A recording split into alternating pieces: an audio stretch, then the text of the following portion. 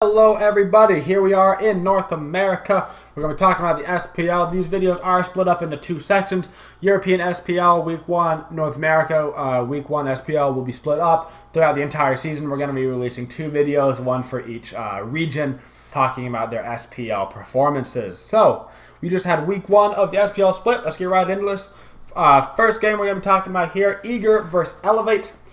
This is the first time we were going to see or people, I guess we're going to, not us, but people were going to see Omega performing on Eager.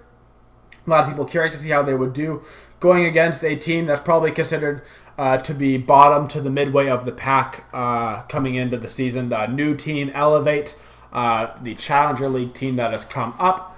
Very solid performances here coming out from Eager. Nothing short of expected. 27-minute games and 24-minute game here. Really strong play coming out from the entire team. In terms of Eager, Zatman more so carrying the second game by himself, going 10-1 on Woojer. But general good performances by both teams. We can see here what's kind of being favored in terms of Elevate. We see Gilly going with Fenrir in the first game. Gilly really known for Fenrir. Not working for him, trying to switching it up, going Osiris in that second game, also not seeming to work for him.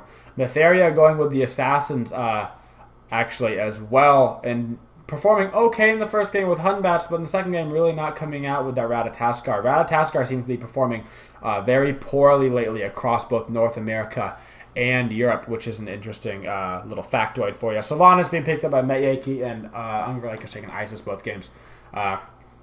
Neither of those picks seemingly to work out for them. It wasn't necessarily the picks. The picks weren't bad. It just seemed mostly a difference in skill level in terms of this game. Eager taking those both handily. A big upset this week. Big, huge, ginormous upset this week. TSM drops a game to Denial, which is very good for Denial. Very, very good. TSM probably expecting to come out in their season starting with the 2-0, dropping a game to Denial, who probably expected to come out with a 0-2, going against arguably the hardest team in North America, if not the world right now. Taking that split, losing the first game here in 35 minutes about. Just ridiculously strong play coming out of Boosh and Snoopy. Boosh is a very strong middle. He likes middles that can do a lot of damage. Goes Agni, does a ton of damage. Freya right now really strong. Very interesting that they relied on only Gars in the first game for physical damage. You see coming out with Divio, so the Hades and a magical ADC means that they have 4 magical damages, only 1 physical. But it did work out that game for them. It was kind of snowbally in a sense as well, so Denial really never getting a chance to come online. But even more snowbally than the first game was the second game, where at the 25-minute win here by Denial.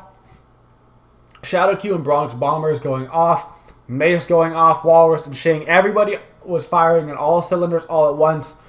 A couple of the kills, a little bit of snowball, couple good plays, couple good shot calls. 23-3 is like utter annihilation. Like that's not even close. And for Denial to do that to literally the best team in the world, they won the last land. They're literally the best team in the world. Period, right? They won. And to beat them 23-3, that's pretty scary. That shows how much power that Denial has. I don't know if that's just TSM maybe wasn't practicing so hard this week. Maybe they weren't taking Denial serious. But they're definitely going to be taking the rest of their game serious after that second game. Enemy and Cognitive was a big game this week in North America. It was a grudge match enemy being Pain's team. Previously, pretty much a whole entirely different team. Kicked out the entirety of his team except for himself, basically.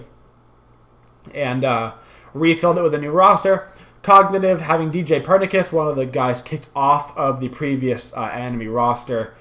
Filling up his roster with a bunch of big names. Aurora, Best, Kabam, Meerkat, DJ Pern. Huge names on this team. Cognitive should have won this game. And they threw in both instances. The first game was 100% like a 10k lead from Cog, and then they threw. You can't throw a lead like that. You just can't do it. That came down to lack of experience on Cognitive. Cognitive only formed like less than a week ago, even though Enemy's team is very new as well, not nearly as new as Cog's team. Second game was basically more of the same. Cognitive coming out strong towards the beginning of the game, throwing away and not playing very smart as the game got going. Kabam never got any kills online on Shibalanke, so he can never carry. So basically how that went down. Overall, I expect to see Cognitive ahead of Enemy at the end of the season. And the final game, both that we're reviewing and that was of this week actually, Cloud9 versus AFK, that's me. First game going the way of AFK, pretty straightforward. Cloud9 getting first blood in the first game on Allied with a Ymir Blink at level 2 into a Barracuda Goomba Stomp. Other than that, the rest of the game kind of tilted towards AFK. Kiki, notably in particular, going 8-1 and 14, landing some huge damage early and late game with Krakens. Whirlpool is very on point. Allied putting out lots of damage on Freya. Cyclone putting out a ridiculous amount of damage actually while building full tank. Overall, very strong play there from AFK. It felt kind of like a warm-up game for Cloud9.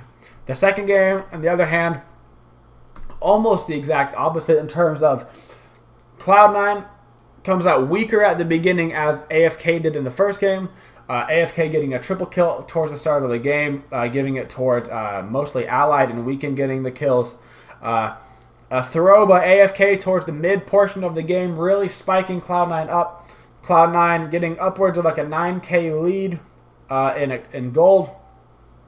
A stolen Fire Giant from a combination of Cyclone Spin and Incon brings the game back around, allows them to stay in it. A big Gold Fury fight in favor of AFK, and it swings all the way completely back around to being in AFK's favor, and the game is won. So we started off this season here with a 2-0 over one of the best teams in North America. Very good start for us. We're very happy with how that went. Thanks, guys, for watching the video. Hope you appreciate it. I'll be doing these on a weekly basis, I hope, so I can get you guys out reviews on the YouTube for those of you that maybe can't watch the SPL but do want to know what's happening. Thanks for coming out, guys. Thanks for watching the video. If you appreciate the content, please subscribe. And as always, have a twitching day, y'all.